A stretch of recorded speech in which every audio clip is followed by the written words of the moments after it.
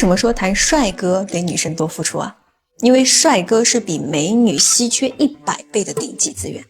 不信你出门的时候啊，你可以多注意观察一下啊，你可能一天见到200-300个陌生人啊，但是你可以看看这里面帅哥和美女的比例是多少。因为一个女生，她只要瘦一点啊，她会化妆，会穿衣打扮，那她就可以算是美女了。哪怕她不是很瘦，那她可能也是一个丰满的美女，只要她有审美，对不对？而女人拥有审美是一件很容易的事情，天性嘛。但是男的不可以啊。首先，男的一般他是不能化妆的，而且你要说你是个帅哥，你身高不能特别的矮吧，你不能太胖吧，因为男人到了岁数真的也是蛮容易发福的，是不是？所以你还要去保持一个体态，那你就得去健身吧，啊，你要注重饮食，对不对？所以人造帅哥的成本真的非常高啊！昨天呢，有一个女孩私信我，她跟我说，我之前不是说男人和女人出去约会，男人应该多付出吗？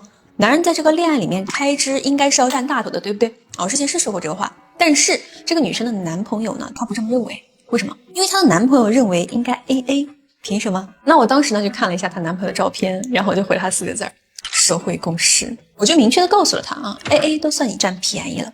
你男朋友这个颜值，说实话，扔在这个社会上，太多的人想要去，对吧？甚至想养都可以。你不愿意做，有的是人花银子呀，就这么简单，没有其他的理由啊。社会共识就是这个样子。现在网上很多说什么不再给女人花钱的，对不对啊？我觉得可以，没有问题，但是有2个前提条件。第一，你这辈子都没有那么稀罕美女，也没有想过要跟美女谈恋爱，你觉得你是可以接受那种长得一般，甚至是有点丑的，你觉得可以吗？第二啊，你足够帅，你不用花钱的呀，你压根儿就不会缺妹子的啊。如果说你满足不了这2点，你现在出去跟女生玩，你抠抠搜搜的，还说你想 AA， 甚至说你还想要付出的少一点，你看看有几个姑娘能够接受呢？啊，当然你可以按照你想做的去做，我只是想要告诉你，社会共识它是这样的啊，你不做，别人会做，你做不到的，别人也能够做到。你的竞争力自然也就会差很多呀，没有办法的，因为咱们社会就是这个文化啊，背景它就是这样的。你作为一个男生，你去跟女生一起玩，那女生打扮的漂漂亮亮的嘛，对吧？那你花少了，确实有点难。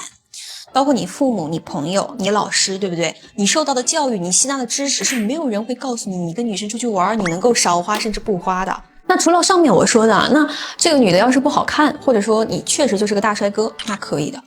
所以跟供需关系的本质是有关联的。那如果你觉得自己不是很帅，但是你又确实看上了一个大美女，那你要么得花点大钱，要么呢你去舔，要么呢可以滴滴啊，花点小钱办大事儿，对吧？还是那句话，弱者才会去钻研什么情感和技巧，教哥只教强男，使人心。下期见。